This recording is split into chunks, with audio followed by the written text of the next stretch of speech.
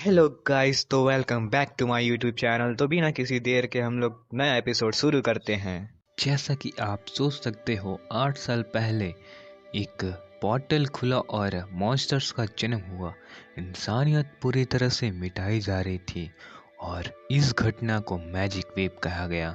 लेकिन सोचो क्या हुआ इस मैग्नेटिक शिफ्ट के साथ। ह्यूमंस ने नए टैलेंट्स और प्रोफेशंस को अवाकिन करना शुरू कर दिया और सिस्टम जैसे कॉन्सेप्ट्स सामने आने लगे।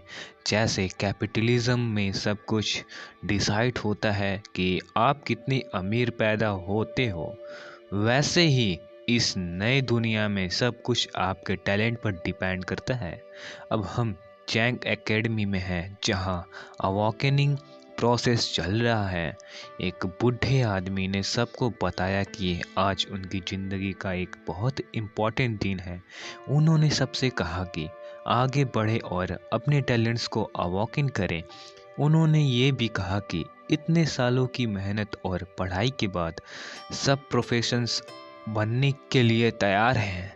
इस नए दुनिया में मजबूत होने का मतलब है अपनी ज़िंदगी कुर्बान करना इंसानियत की रक्षा के लिए।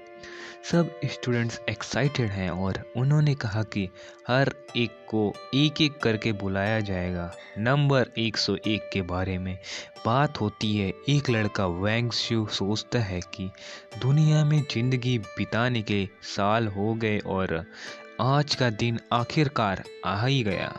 यहाँ टैलेंट्स को कैटेगरीज में डिवाइड किया गया है। Common rank, rare rank, legendary rank, सब डिवाइन और मिथिकल। लेकिन आज तक इंसानियत में कोई मिथिकल रैंक का इंसान नहीं पैदा हुआ। ज़्यादा लोग स्वॉर्ड्समैन या मेज बने का सपना देखते हैं। दूसरे लोग स्विमरर्स, वॉरियर्स और असैसिन्स को प्रिफर करते हैं। लेकिन सबसे कम पसंद की गई क्लास है प्रीस्ट, क्योंकि ज़्यादा लोग इसमें अवॉकन होते हैं पर उनकी हीलिंग वीक होती है। ये बैटल के कोर्स को बदल नहीं सकता, इसलिए इसे एक बैड प्रोफेशन माना जाता है। एग्रेसिव क्लासेस अपने टैलेंट्स, इक्विपमेंट्स और पोर्शंस का यूज़ करके खुद लेवल अप कर सकते हैं, लेकिन प्रिस्ट दूसरों पर डिपेंड रहता है और एक्सपीरियंस लेने के लिए छुपना पड़ता है। इस वजह से उन्हें मजाक समझा जाता है। तभी एक लड़की लिन, जो पिंक बालों वाली है, एक लड़के से पूछती है कि वो कौन सी क्लास चॉइस करेगा, मेज वॉरियर या असैसिन। लड़का रिप्लाई करता है कि टैलेंट अवॉकन होने से पहले क्लास के बारे में सोचना बेकार है। वो लड़की, जिसका नाम सुम मोमू है, थोड़ा एनॉयड होती है और कहती है कि वो सिर्फ क्यूरियस थी। सब मोमू के क्लासमेट्स, जो ऑब्वियसली सिम्प्स हैं, उसके आसपास मैंड्रेट हैं। लेकिन बैकग्राउंड में एक लड़का मटर्स करता है कि लिमी लड़का यूजलेस है और बस हाई और माइटी बनने की कोशिश करता है। लिमी उस पर ध्यान नहीं देता और सिर्फ कहता है कि वो दुनिया का सबसे स्ट्रॉन्ग बनने का सपना रखता है। मीनवाइल वैंग्सू रेयर रैंक टैलेंट के साथ अवॉकन होता है, जो स्ट्रेंथ एम्प्लीफिकेशन का टैलेंट है, और उसके फ्रेंड्स कहते हैं कि ये वॉरियर प्रोफेशंस के लिए परफेक्ट है। लेकिन उसका फोकस सिर्फ प्रोटोगनिस्ट पर है, जो गॉड्स का फेवरेट माना जा रहा है।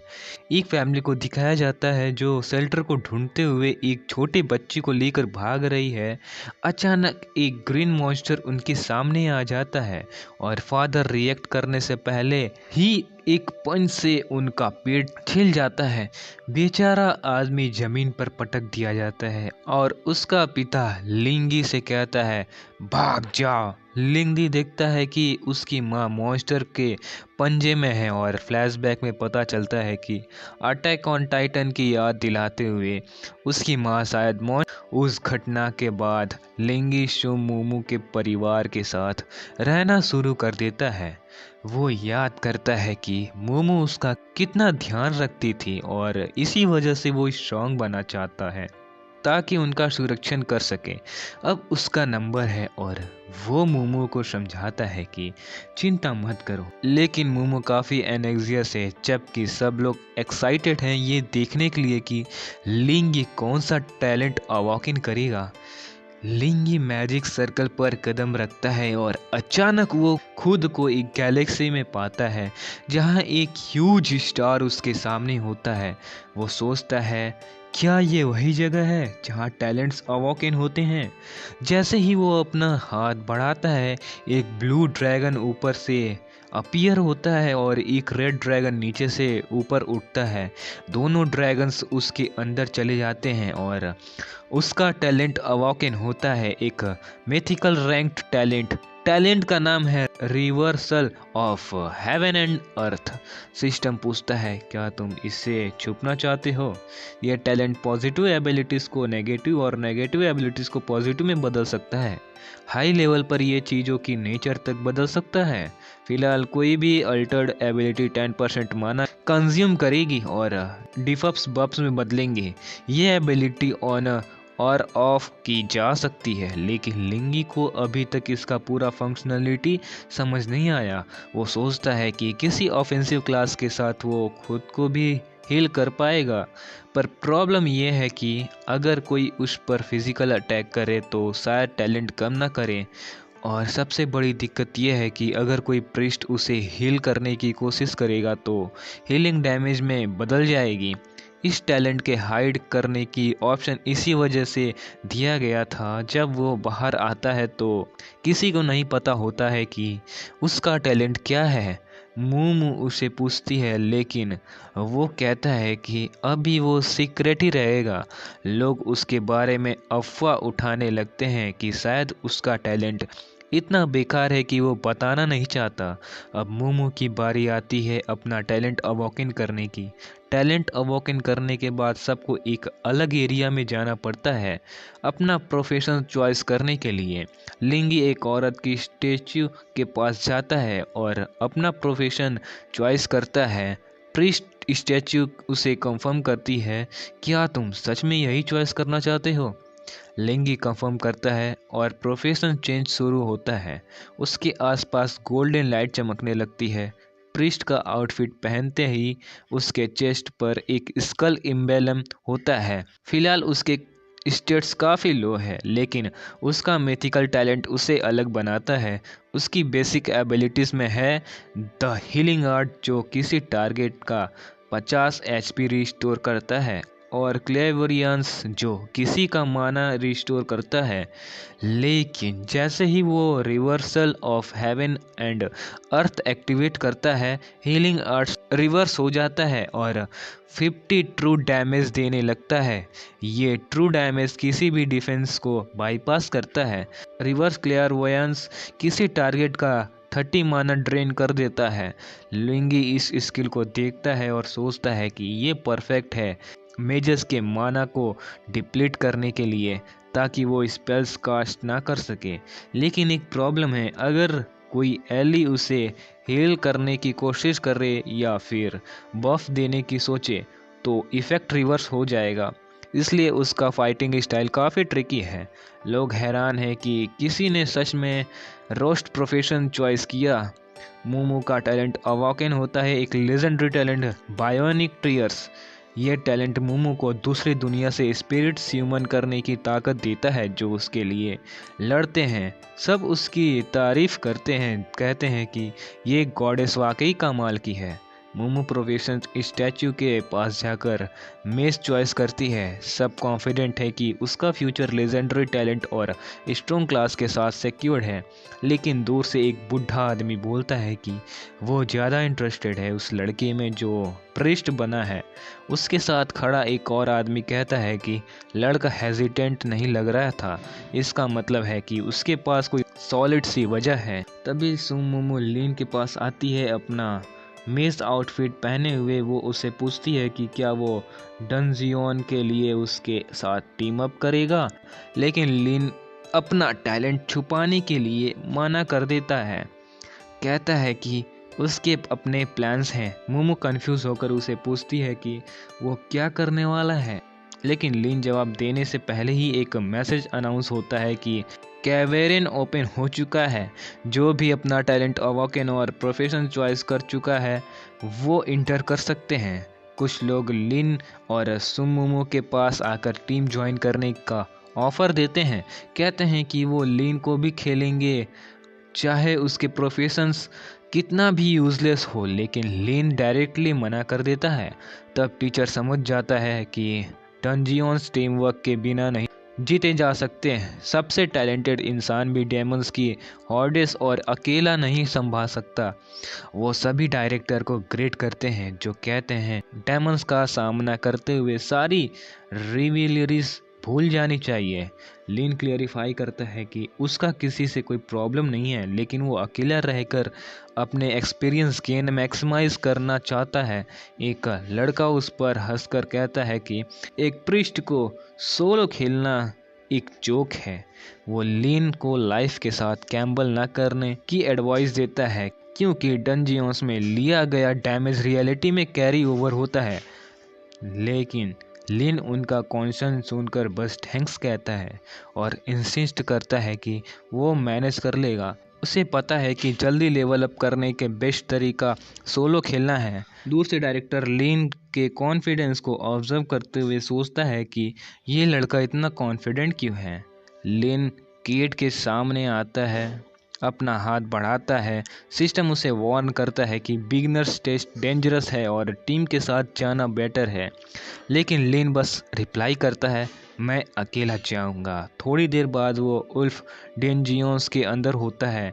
ये डंजियंस एक लेवल 1 to 3 फॉरेस्ट है जो हाई डिफ़िकल्टी का है। सिस्टम उसे वार्न करता है कि अगर वो सराउंडेड हो गया तो वापस भागना मुश्किल होगा। लिन सोचता है कि अगर वो एटलीस्ट बी ग्रेड अचीव कर ले तो वो काफ़ी होगा। साथ ही डंजियंस के अंदर एक हीलिंग चैम्बर है जो उसके लिए रिकवरी के लिए परफेक्ट रहेगा। जो लोग डंजियंस में मरते हैं वो या तो ग्रिड की वजह से सारे वुल्फ्स के सामने एक साथ कर लेते हैं या फिर डीपर फॉरबिडन एरियाज में चले जाते हैं। लेकिन लिन के केस में ये एप्लीकेबल नहीं है, क्योंकि उसका टैलेंट बहुत हाई रैंक का है, इसलिए वो सीधा फॉरबिडन लैंड की तरफ बढ़ता है। थोड़ी देर बाद वो फॉरेस्ट के डीपेस्ट पार्ट में कुछ वाइट वुल्फ्स का सामना करता है। शायद ये ग्रे वुल्फ्स भी हो सकता है, ये समझाना मुश्किल है। ये लेवल 1 क्रिएचर्स है, लेकिन फिर भी चैलेंज क्रिएट करते हैं। एक वुल्फ अपनी बाइट स्किल एक्टिवेट करके लिन की तरफ जंप करता है, लेकिन लिन बस मुस्कुराकर अपना स्टाफ पॉइंट करता है और हीलिंग आर्ट रिवर्स करता है। एक फायरी लाइट का पिलर मॉन्स्टर के पीछे से निकलता है, उसे एक ही अटैक में इवापोरेट कर देता है। लिन को इसे 10 एक्सपीरियंस पॉइंट्स मिलते हैं। तभी 2 और उल्स अपनी बाइट स्किल के साथ लिन पर अटैक करते हैं, लेकिन लिन उनका डैमेज रिवर्स करके अपने आप को हील कर लेता है। ये कंफर्म हो जाता है कि वो अपने आसपास होने वाले हर एक्शन को रिवर्स कर सकता है। उसके एबिलिटीज़ उसे ओवरपावर्ड बनाती है। वो क्लेवरियंस एक्टिवेट करता है, जिसे वुल्फ्स का माना ड्रेन हो जाता है और वो इमोबलाइज्ड हो जाते हैं। एक और वुल बिना स्किल यूज किए चार्ज करता है तो लिन उसे डॉस कर लेता है। उसका प्लान सिंपल है, अपने मिथिकल टैलेंट का यूज करके सारे डंजियंस को एफिशिएंटली क्लियर करना। वो एक और हीलिंग स्किल का यूज करता है और मॉन्स्टर गिर जाता है। उसका प्लान है कि एरिया के सारे क्रिएचर्स को ख़त्म करके लेवल 4 तक पहुंचना है। एक और वुल्फ पीछे से उस पे हमला करने की कोशिश करता है, लेकिन वो तुरंत हीलिंग एक्टिवेट करता है। लड़ाई के दौरान वो सोचता है कि इस दिन के लिए उसने कितनी मेहनत की है। लड़ाई के बाद वो अपने reversal of heaven and earth ability को डीएक्टिवेट करता है और क्लेवरियंस यूज़ करके अपना माना रिकवर करता है। अब वो लेवल 2 पर है और कुछ स्पेयर्स पॉइंट मिलते हैं। वो अपने सारे पॉइंट्स इंटेलिजेंस में इन्वेस्ट करता है, क्योंकि जब तक वो हील कर सकता है और माना रीजनरेट कर सकता है, उसे किसी और स्टेट्स की ज़रूरत नहीं। सीन डायरेक्टर की तरफ शिफ्ट होता है, जो नोटिस करता है कि लिन फॉरबिडन एरिया की तरफ जा रहा है। डायरेक्टर को पता है कि वहाँ एक लेवल 5 उल्फ किंग डिसेंटेंट बॉस है जो शुरुआती डंजियंस के लिए बहुत ही डेंजरस है। बहुत से बिगनर्स उस बॉस के हाथों मर चुके हैं। डायरेक्टर को समझ नहीं आता कि लिन सुसाइड करने जा रहा है या उसके पास कोई छुपा हुआ टैलेंट है जो उसकी जीत की गारंटी कर सकता है। लिन के टैलेंट को हाइड करने की वजह से डायरेक्टर सिर्फ दूसरे स्टूडेंट्स को ऑब्जर्व कर पाता है। दूसरी तरफ एक और आदमी मूमू के ग्रुप को मॉनिटर कर रहा होता है। मूमू और उसकी टीम मैजिकली क्रिएचर से लड़ रहे होते हैं।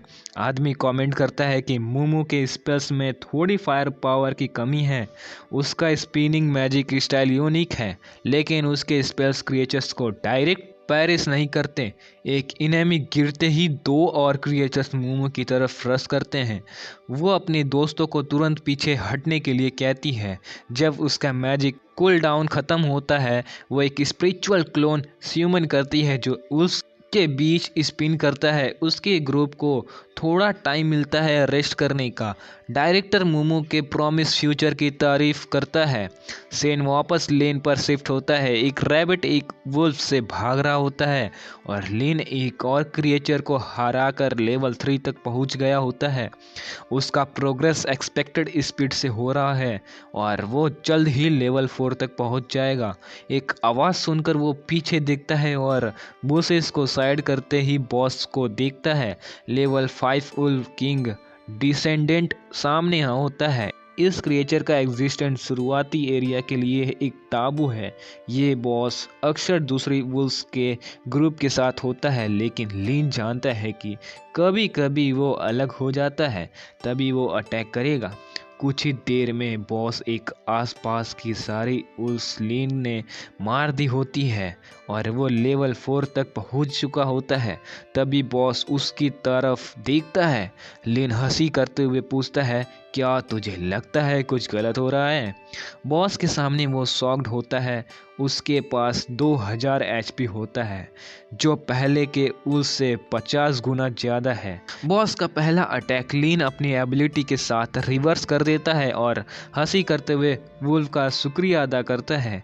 हीलिंग के लिए क्रिएचर फिर अटैक करता है, लेकिन लिन जानता है कि माइंडलेस मॉन्स्टर के लिए उसकी स्ट्रेटेजी परफेक्ट है। जब बॉस टायर्ड लगता है और लीन का कूल डाउन ख़त्म होता है, वो हीलिंग स्पेल यूज़ करता है जो बॉस को 500 डैमेज देता है।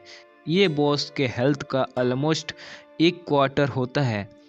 बॉस का एक बेसिक स्लैशिंग अटैक लीन के लिए लीथल हो सकता था, लेकिन वो टाइम पे डॉज कर लेता है। बॉस को लगता है कि कुछ गलत है, लेकिन लीन जानता है कि अब देर हो चुकी है।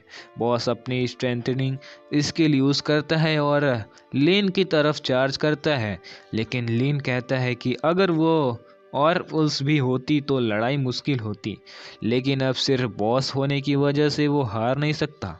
एक और हीलिंग स्पेल फॉरेस्ट के एटमॉस्फेयर को गुनगुनाने लगता है और बॉस की हार तय होती है और बॉस गिर जाता है। लीन को 1000 एक्सपीरियंस पॉइंट्स मिलते हैं और वो लेवल 5 तक पहुंच जाता है। उसे एक लो टायर ब्रोंज चेस्ट भी मिलता है। सोचता है कि उसने एक सीक्रेट बॉस को हराया है तो रिवॉर्ड ज़्यादा होना चाहिए था। फिर वैसे ही चेस्ट अपग्रेड हो जाता है और सिस्टम अनाउंस करता है कि क्योंकि उसने कोई डैमेज डीलिंग स्किल्स नहीं यूज़ की, उसे एसएस रैंक मिला है। एज अ रिवॉर्ड सिस्टम उसे एक एडवांस चेस्ट भी देता है। लेन समझ जाता है कि ये उसकी हीलिंग स्पेल से अटैक करने की वजह से हुआ। डंजियंस के अंदर सबको उसकी अचीवमेंट के बारे में पता चल जाता है और सब हैरान हो जाते हैं। लोग सोच रहे होते हैं कि ऐसे कौन सा टैलेंट जो एसएस रैंक अचीव कर सकता है।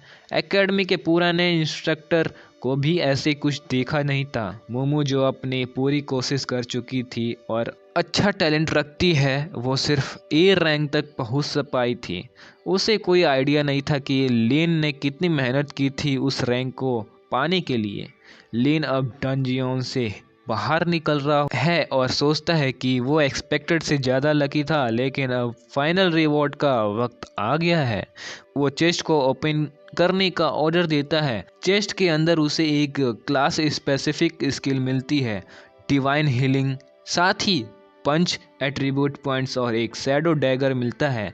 शैडो डैगर में अटैक 50 पॉइंट्स और 5% चांस है ब्लीडिंग कॉज करने का। डिवाइन हीलिंग में 10 मीटर के रेडियस में सबको 100 HP रिस्टोर करता है।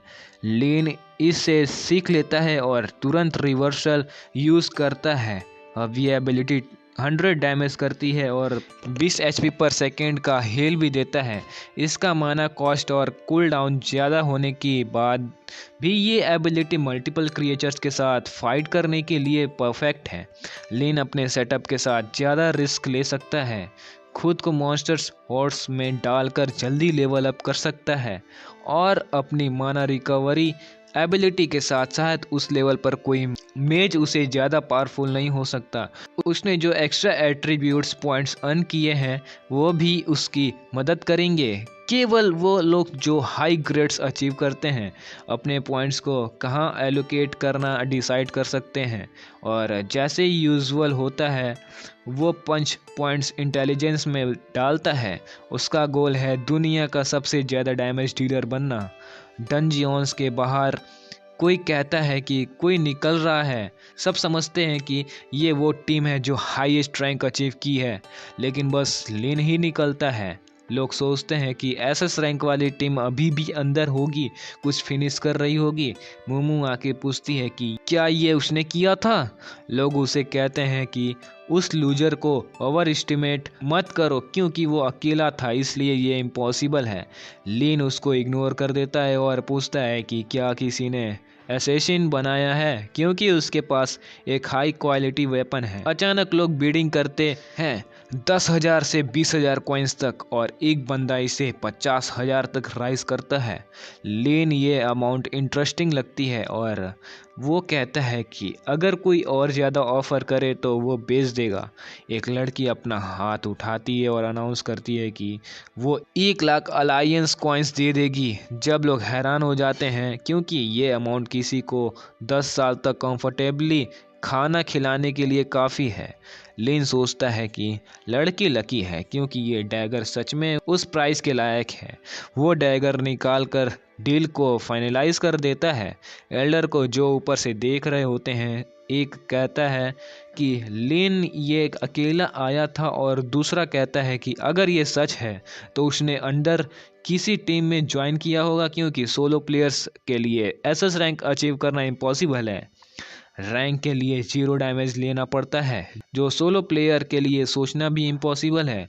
लीन के हेटर्स गुस्सा हो रहे होते हैं जब लोग एक्साइटेड होते हैं। उसके डैगर सेल को देखकर एक आदमी जो ब्लू हैट पहना होता है इंसिस्ट करता है कि लीन ने चीटिंग की है, क्योंकि एक प्रीस्ट के लिए ऐसे किसी आइटम को हासिल करना नामुमकिन है। एड मास्टर अनाउंस करता है कि अब सब टेस्ट कंप्लीट हो चुका है, अब से वो स्टूडेंट्स नहीं हंटर्स हैं जो एक्स्ट्रा ऑर्डिनरी एबिलिटीज़ के साथ ट्रेनिंग कर रहे हैं। कुछ लोग अपने नॉर्मल लाइफ पे चले जाएंगे जबकि कुछ हीरोज़ बनेंगे जो ह्यूमैनिटी के लिए लड़ेंगे। 30 दिन के अंदर उन्हें एक नया इवोल्यूशन मिलेगा और उन्हें कम से कम लेवल 10 तक पहुंचना होगा। लीन को पता है कि फाइनल प्रोफेशनल टेस्ट उस पीरियड के एंड में होगा और चैलेंज ये है कि ये टेस्ट टीम के रूप में कंप्लीट करना होगा। सबसे इम्पोर्टेंट बात कोऑर्डिनेशन होगा, और लकीली ये उसके पास ऑलरेडी एक डिटरमाइंड पार्टनर है। उसे पता है कि मोमो को बहुत केयर की ज़रूरत है, वो बहुत लॉयल है और लोग उसकी काइंडनेस का फ़ायदा उठा के उसे धोखा दे देते हैं। चाहे उसने एक पावरफुल टैलेंट अवॉकन किया हो, उसे कुछ हो ना हो, लीन उसकी हमेशा रक्षा करेगा। ये उसने मोमो की आंटी से वादा किया था और वो नहीं चाहता कि एक और ट्रेजेडी हो। वो मोमो के चेहरे पर हाथ रखता है और कहता है कि आज रात डिनर नहीं होगा क्योंकि वो हंटिंग पे जा रहे हैं। अगले सीन उन्हें स्टोन केव में दिखाता है जो लेवल 3 से 6 तक का एरिया है। क्या कमाल है। लीन वैसे ही है जो सबको इग्नोर करे, बल्कि उसने मोमो को साथ लेवल अप करने का इनवाइट किया है। ऑफ कोर्स वो हार्ड डिफ़िकल्टी पर खेल रहे हैं क्योंकि इसे बेहतर आइटम मिलते हैं। अनफॉर्चुनेटली वो नाइटमेयर डिफ़िकल्टी पे खेलना चाहता है था, लेकिन इतनी ट्रिकी डंजियंस में वो ऑप्शन नहीं है। मोमो पूछती है कि क्या वो सच में इतना बड़ा रिस्क ले रहे हैं और क्या वो फिर से एसएस रैंक के लिए एम कर रहे हैं। वो बस कहता है कि उसे उस पर भरोसा करना चाहिए। मोमो कहती है कि ये ट्रस्ट का मामला नहीं है, पर वो जानती है कि दोनों मिलके इतनी डैमेज नहीं कर पाएंगे। वो उसे रेश्योर करता है कि उसके पास इस डंजियंस को शॉर्टकट करने का प्लान है। शॉक्ड होकर मोमो पूछती है कि क्या वो सब कुछ फिक्स्ड है और मॉन्स्टर्स स्पेसिफिक एरिया में लॉक्ड हैं। उसने इसको एनालाइज किया है और वो मानता है कि दोनों मिलके ये कर सकते हैं। मोमो एक्साइटेड हो जाती है, लीन के डिडक्टिव स्किल्स पे ट्रस्ट करती है। उसे याद है कि कैसे वो उसके रूम में गया था, लीन को डंजियंस पढ़ते हुए और स्ट्रेटजीज कैलकुलेट करते हुए देखा था। स्ट्रेंज रीज़न ये है कि वो हमेशा थ्योरेटिकल एग्जाम्स में बस बेयरली पास होता है था, इसलिए लोग समझते थे कि वो होपलेसली डम्ब है। लेकिन मोमो को पूरे तरह से यकीन है कि वो कुछ छुपा रहा है। लिन उसे कहता है कि अपने सपनों में मत खो, और वो जल्द ही से कहती है कि वो रेडी है। अगला सीन उन्हें केव में इंटर करते दिखाता है। मोमो एक्साइटेड है और कहती है कि ये जगह कितनी ब्यूटीफुल है, जबकि लिन उसे वार्न करता है कि वर्ल्ड डंजियंस बहुत ज़्यादा डेंजरस होते हैं। अचानक सिस्टम नोटिफाई करता है कि उनके पार्टी मेंबर्स की कमी है, तो उन्हें एक और टीम के साथ पेयर किया जाएगा। लिन चाहता था कि वो सोलो खेल सके, लेकिन ये अपेरेंटली इनएविटेबल था। प्रॉब्लम यह है कि एक और टीम का मतलब मदद नहीं, कंपटीशन है। एक एक्सप्लोजन होती है और पीछे से एक लड़का पिलर में गिरता है, पानी और खून के साथ कफ करता है और मटरिंग करता है कि उसे नहीं लगा था कि मॉन्स्टर्स उन्हें इतनी इजली ओवरवेल कर लेंगे। हार्ड लेवल वाइल्ड डंजियंस उसने जितना सोचा था उससे ज़्यादा खतरनाक हैं। लिन और मोमो उनके पास जाते हैं और वो ग्रुप उन्हें पहचानता है, मदद के लिए भीख मांगता है, एकेडमी के रूल्स का हवाला देते हुए। लेकिन लिन रूथलेस है और उन्हें कह देता है कि अपने आप हैंडल करो। वो ग्रुप उसे क्रश करते हैं, उसे पेस्ट कहकर, लेकिन वो बस मोमो का हाथ पकड़ के भाग जाता है। वो उसे एडवाइस करता है कि ये स्कॉर्पियंस पानी से डरते हैं और दोनों के पास लॉन्ग रेंज अटैक्स हैं, तो उन्हें बस जहर से बचाना है। वो इस बात को समझती है और वो कहती है कि उन्हें आवाज़ से बहुत असर पड़ता है।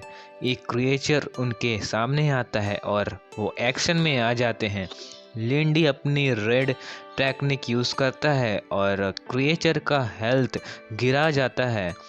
मोमो पूछती है कि क्या ये वही टैलेंट है जो उसको एसएस रैंक दिलाता है, लेकिन वो बस उसे चुप रहने को कहता है। वो रास्ते का फैसला बताने लगता है, क्रिएचर से बच के चलना पड़ता है और आखिरकार वो एक लेक तक पहुंच जाता है। मोमो को कहकर उसके पीछे चलने को कहता है। वो डाइव करता है और कुछ देर के लिए मोमो सोचती है, फिर उसके पीछे चल पड़ती है। जब वो भी वेट होती है तो वो अपनी बॉडी सुखाने के शॉट मिलता है। लिंडी एक पत्थर उठाता है, जमीन पर मार के कुछ उठाता है। सीलिंग से एक अजीब सा लाल आंख उन्हें देखने लगता है। इसी बीच एक स्कॉर्पियन दूसरे टीम के साथ लड़ते हुए डायरेक्शन बदलता है और सभी उस रास्ते पे चले जाते हैं जहां वाटर टोर्नेडो लिंडी ने बनाया था। बॉस भी दिखाई देता है, एक लेवल 6 वेनोमियस स्कॉर्पियन किंग। लिंडी क्रिएचर को टॉन्ट करता है और कहता है कि वो उसके पास आए क्योंकि वो पानी से डर रहा है।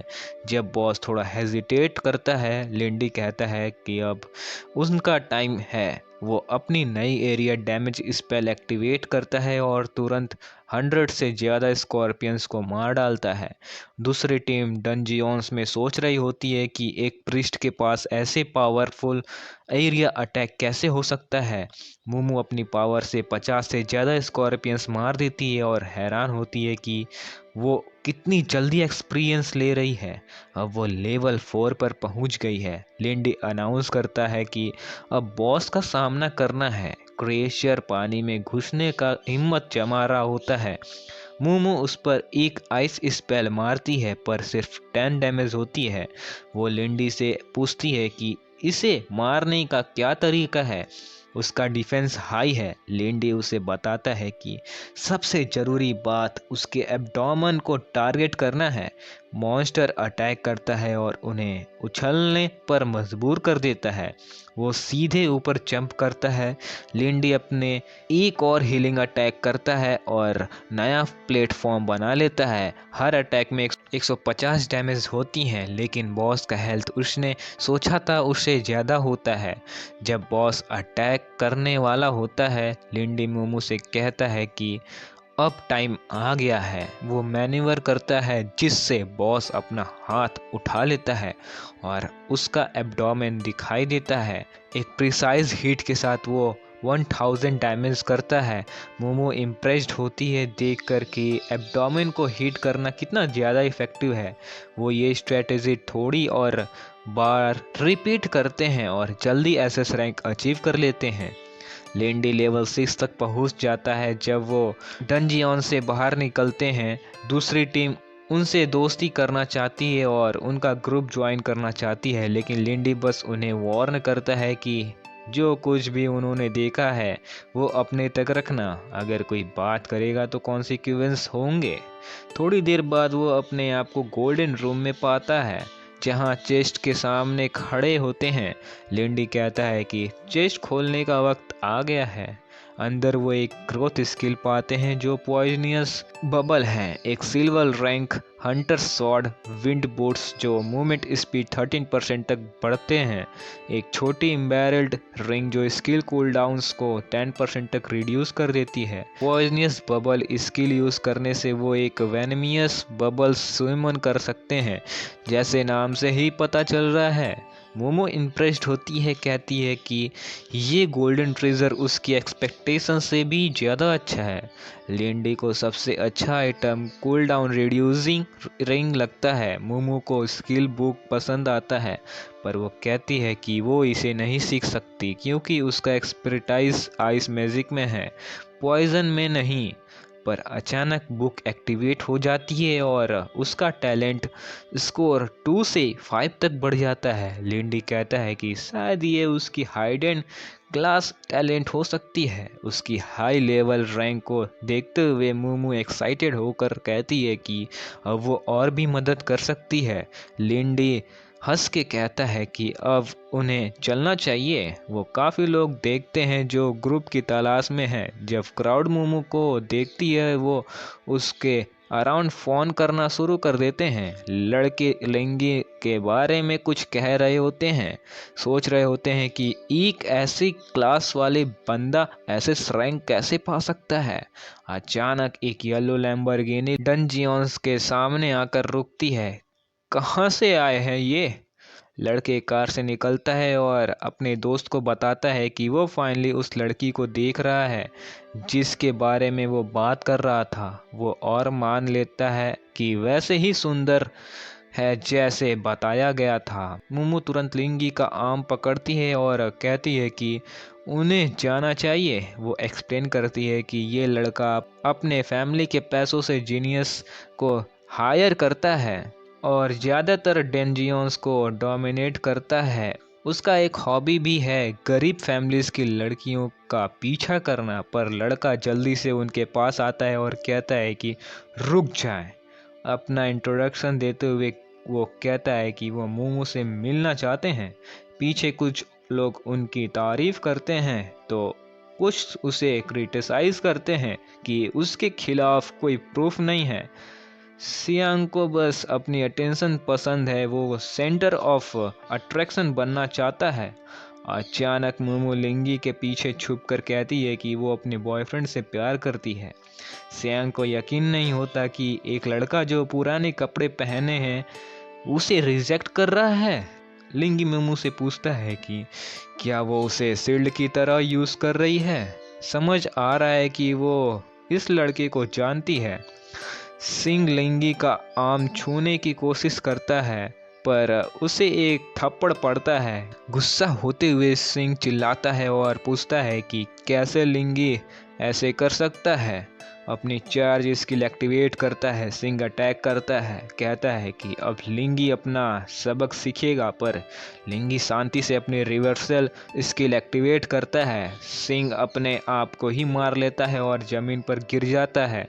बेचारा लड़का दर्द में ग्राउंस करता है और पूछता है कि लिंगी ने कौन सा गंदा ट्रिक यूज किया। लिंगी कूली जवाब देता है कि क्या सिंह ने अपना दिमाग खो दिया है। सबने देखा कि उसने कुछ नहीं किया, वैसे भी वो बस एक प्रिस्ट है। क्राउड इंक्लूडिंग मोमो मरमर्स करती है कि प्रिस्ट के पास कोई ऑफेंसिव स्किल्स नहीं होते। सिंह फिर से चार्ज करता है और शोर करता है कि लिंगी जहां जाए, पर आधा सेकंड बाद वो फिर से जमीन पर गिर जाता है। हैरान होता है। लिंगी नोटिस करता है कि सियांग का अटैक का डैमेज सिर्फ रिवर्स नहीं होता बल्कि एक नॉकबैक इफेक्ट भी ट्रिगर होता है। सब लोग देख रहे होते हैं। सिंह को ह्यूमिलेशन होती है। वो अपने पिताजी को बताने की धमकी देता है और लिंगी से माफ़ी मांगता है। इसी बीच एक लड़का जो ग्लासेस पहने हैं सोचता है कि ये लड़का कौन है जो सिंगी को इतनी आसानी से हार गया। वो लिंगी के पास आता है और सिंगी की तरफ से माफ़ी मांगता है। सिंह इसे नहीं समझता। गुस्सा होकर जियाओ कैंग को चिल्लाता है और पूछता है कि वो लिंगी को क्यों नहीं मार रहा। जियाओ कैंग उसे इग्नोर करके अपने हाथ में गोल्डन पावर ह्यूमन करता है और सिंह बेहोश हो जाता है। जियाओ कैंग लिंगी को वार्न करता है कि सियांग जब होश में आए तो वो बदला लेने के लिए किसी को भेज सकता है।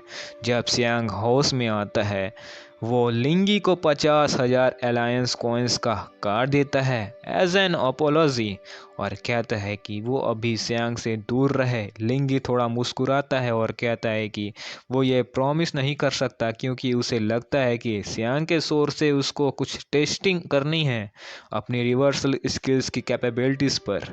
एक फॉर्मियस पर अभी तक टॉक चल रही होती है कि स्टोन केव को 1 मिनट 30 सेकेंड में कैसे क्लियर किया जा सकता है। साथ में जो आइटम्स मिले थे उनका लिस्ट भी होता है। लगता है लिंगी खुद ये स्ट्रेटजीज बेच रहा है। मोमो को लगता है कि इस स्ट्रेटजीज को इतना ओपनली शेयर करना अच्छा आइडिया नहीं है। लिंगी काउंटर करता है कि टेरिन काफ़ी अनस्टेबल है और लोग जो स्ट्रेटजी खरीदेंगे वो उसे परफेक्टली फॉलो नहीं कर पाएंगे। केव के अंदर लोग ईगर होते हैं स्ट्रेटजीज खरीदने के लिए क्योंकि एट्रीब्यूट पॉइंट्स बहुत ही इम्पॉर्टेंट होते हैं। लिंगी अलायंस कॉइन्स कलेक्ट करना शुरू करता है पर लगता है कि उसका प्लान बैकफायर कर गया। जब किसी ने स्ट्रेटजीज को यूज़ करके सक्सेसफुल क्लियर कर लिया, केव में लोग एसएस रैंक पाने लगते हैं और इससे ज़्यादा से ज़्यादा लोग सक्सेसफुल होते जा रहे होते हैं और लिंगी के अर्निंग भी स्काई रॉकेट करते हैं। जल्दी ही उसका अकाउंट बैलेंस 5 लाख कॉइन से ज़्यादा हो जाता है। एक आदमी जिसका बाल लंबी है अपने स्क्रीन पर एक मैसेज देखता है और उसे इस व्यक्ति के बारे में जानकारी मांगता है। उसकी टीम रिप्लाई करती है कि ये लगता है बस जाइंट एकेडमी का एक स्टूडेंट है। आदमी काफ़ी इंट्रिग्यूड होता है और सोचता है कि वहाँ क्या इंटरेस्टिंग इवेंट्स हो रहा है।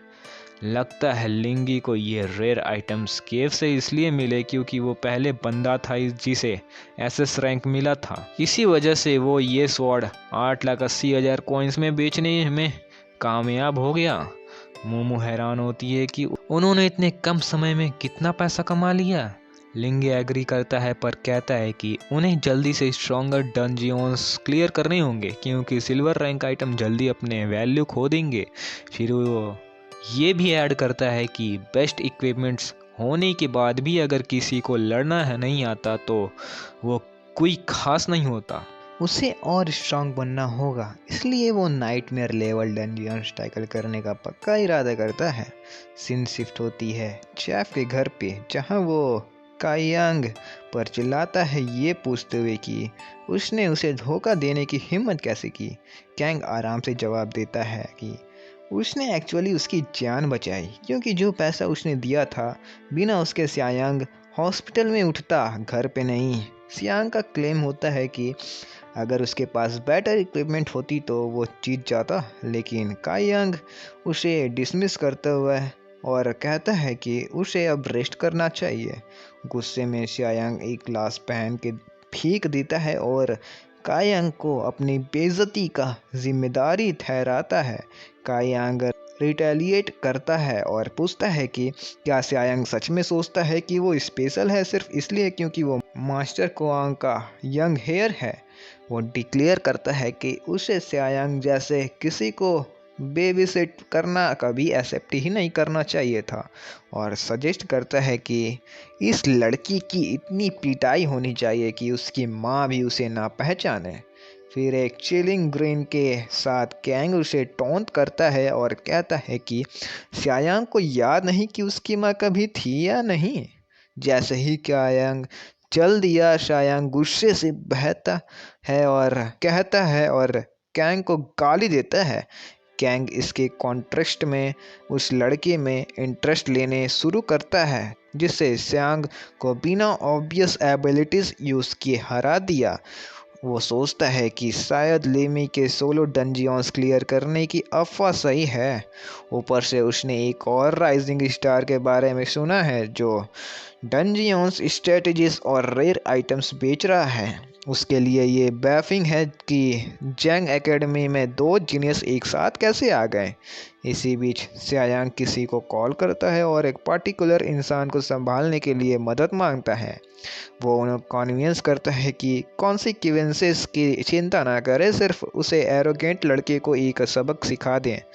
सीन शिफ्ट होती है गोब्लिन डंजियंस को पहले लायर में, जहां लिया अभी अभी आया है। उसे पता है कि ये जगह इतनी डेंजरस है कि अमेजिंग रिवॉर्ड्स के बावजूद बहुत कम लोग यहाँ आने की हिम्मत करते हैं, लेकिन अपने लक बफ के एक्टिव होने के साथ उसे लगता है कि रिस्क लेना रॉट है। कम से कम उसे एक प्लैटिनम चेस्ट और 15 एट्रीब्यूट पॉइंट्स मिलने की उम्मीद है, एक रिवॉर्ड जो छोड़ने लायक नहीं है।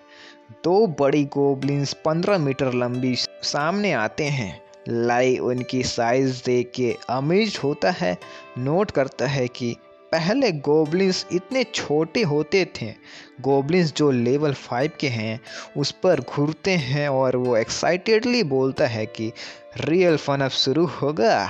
5 सेकंड के अंदर क्रिएचर्स के एक हॉर्ड एंट्रेंस की तरफ दौड़ता है। लेमी भागना शुरू करता है, ऑब्जेक्टिव्स याद करता है। एसएस रैंक क्लियर करने के लिए 10 मिनट के अंदर में डंजियंस क्लियर करना है और बॉस को तब हराना है जब दूसरे गॉब्लिन्स अटैक कर रहे हों। जंगल के अंदर स्पिरिट करते हुए वो हर क्रिएचर की अटेंशन खींच लेता है। 2 मिनट के अंदर एक आर्मी को गॉब्लिन्स उसका पीछा कर रही होती है। लाई रुकता है, मुड़ता है और रिवर्सल एक्टिवेट करता है जो एक एरिया अटैक है, और डिवाइन हीलिंग के लेवल 2 पे अपग्रेड होने के साथ गोब्लिन्स के पहले और दूसरे लायर को तुरंत खत्म कर देता है। वो 5वें लायर के एंट्रेंस तक पहुंचता है और गोब्लिन पैलेस में एंटर करता है, जहां बॉस एक लेवल 8 गोब्लिन किंग उसका इंतज़ार कर रहे होते हैं। किंग डिमांड करता है कि उसकी टेरिटरी में आने की हिम्मत किसने की। लिया बॉस को एंट्रेंस के इतने करीब देखकर सरप्राइज्ड होता है। इससे पहले कि वो रिएक्ट करे, गोब्लिन अपना स्टाफ उठा के उसे मारने का हुक्म देता है। लाई आगे लिफ्ट करता है, जानता है कि टॉस करना एक नॉर्मल मूव होता है, लेकिन रिवर्सल एक साथ सब कुछ अलग हो जाता है। गोब्लिन का इम्पैक्ट लीमी की हेल्थ 1500 रिस्टोर करता है। लीमी एक हीलिंग अटैक के साथ काउंटर करता है जो बॉस को 200 डैमेज देता है। गोब्लिन किंग स्नार्लिंग करते हुए एक ग्रीन एनर्जी अटैक प्रिपेयर करता है, एक ड्रैगन लेंस जो लीमी के चेस्ट को स्ट्राइक करता है, लेकिन 200 एचपी पर सेकंड लूज करने के बजाय लीमी 200 एचपी पर सेकंड रिकवर करता है। बॉस परप्लेक्स्ड होकर पूछता है कि इस ह्यूमन के अगेंस्ट उसकी एबिलिटीज इनफेक्टिव क्यों है। लीमी स्टंट होता है, रियलाइज करता है कि मॉन्स्टर इतना इंटेलिजेंट है कि वो समझ रहा है क्या हो रहा है। गोब्लिन किंग बर्सर्कर मूड में चला जाता है और अपने आसपास गोब्लिन्स का एक स्वॉर्म स्यूमन करता है। लीमन फाइनली समझता है कि इस डंजियंस को नाइटमेयर क्यों कहा जाता है, लेकिन अभी अपना ट्रम्प कार्ड होल्ड करता है। अचानक बॉस गॉब्लिन्स को ऑर्डर देता है कि वो सिर्फ फिजिकल स्ट्राइक करे और अपनी एबिलिटीज यूज ना करें। वो लीमी से पूछता है कि वो हंड्रेड्स ऑफ अटैक्स कैसे सरवाइव करेगा। गोब्लिन आर्मी उस पे चार्ज करते हैं। लीमी रिवर्सल के साथ अपने आप को बफ करता है और काफ़ी अटैक्स को डॉज कर लेता है, लेकिन आर्चरस उसके बैक में 2 बार मारते हैं। वो फिर भी काम रहता है, जानता है कि वो अपने आप को हील कर सकता है। अपने चेस्ट को टच करके वो सारा डैमेज रिकवर कर लेता है, जो बॉस को और कंफ्यूज कर देता है। गोब्लिन किंग लीमी के अजीब ब्लैक ऑरा को देखते हुए सोचते हैं कि ये क्या है। लीमी एक और हीलिंग लेज़र अनलीज करता है, जो गॉब्लिन के लेग को स्लाइस करता है और बॉस के बैक को हीट करता है। गोब्लिन किंग लगातार अटैक्स करता रहता है, लेकिन लीमी स्किलफुली डॉज करता है और अपनी हीलिंग एबिलिटीज़ के साथ काउंटर करता है। फ्रस्ट्रेशन में बॉस लीमी को क्यूरियस करता है और डिमांड करता है कि वो एक ट्रू वॉरियर की तरह लड़े, भागने के बजाय। जब लीमी देखता है कि सारे गोब्लिन्स ह्यूमन हो चुके हैं, तो वो डिसाइड करता है कि अब इसे ख़त्म करने का टाइम आ गया है। वो अपने स्टाफ को ज़मीन पर स्लैम करता है, एक ग्लोइंग मैजिक सर्कल बनाते हैं। जैसे ही एनर्जी रूम को भर लेती है, लीमी अपने वेपन पर खड़ा होता है और डिक्लेयर करता है कि ये सबका एंड होगा। एक मैसिव लेज़र हेवन से डिसेंड करती है और थंडर स्टॉर्म के साथ कैस्टल पर क्रैश करती है।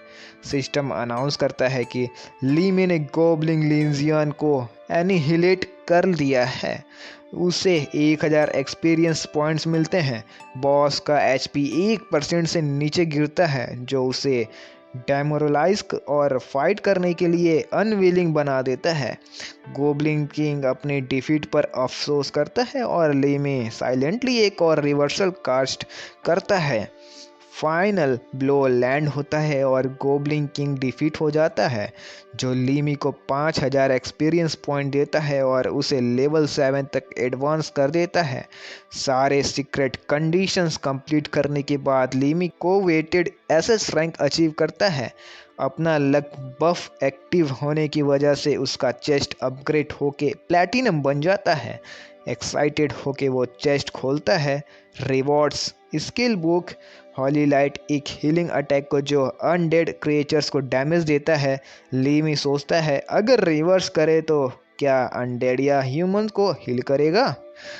मोलोटोव ऑफ डंजियंस रियल में 300 damage upon impact, blink stone bonus attribute देता है और 10 मीटर्स तक टेलीपोर्टेशन अलाउ करता है। स्किल बुक स्टार्स ग्लोरी, एक एरिया ब्लफ जो नियर बाई सबको हील करता है और डैमेज टेकन रिड्यूस करता है। रिवर्स्ड, ये डैमेज डेल्ट इंक्रीज और अटैक्स एम्पलीफाई करेगा। गोल्डन बो, ये एक high ranking weapon with impressive states है। इतने सारे आइटम्स देखकर लीमी इसे स्टिक फील करता है। वो तुरंत नए स्किल सीखता है और एट्रीब्यूट्स पॉइंट्स एलोकेट करता है।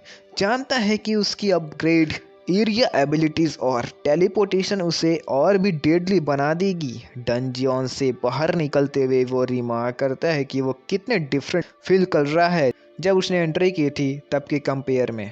अचानक मूमू अपीयर होती है, जो उसे ऑफ गार्ड पकड़ लेती है। वो कूल प्ले करने की कोशिश करता है, लेकिन मोमो उसे एक्ट ड्रॉप करने को कहता है और बोलती है कि वो जानती है वो क्या कर रहा था।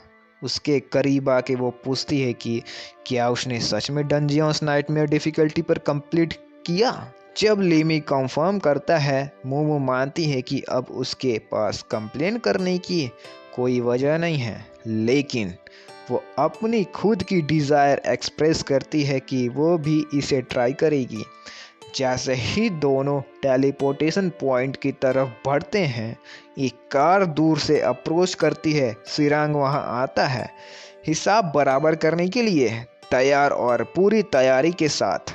सियांग एक ठग के कंधे पर हाथ रखते हुए उसे कमांड देता है कि वो लीमी का काम तमाम करे, लेकिन ठग डर के मारे कांप रहा होता है और लड़ने से मना कर देता है।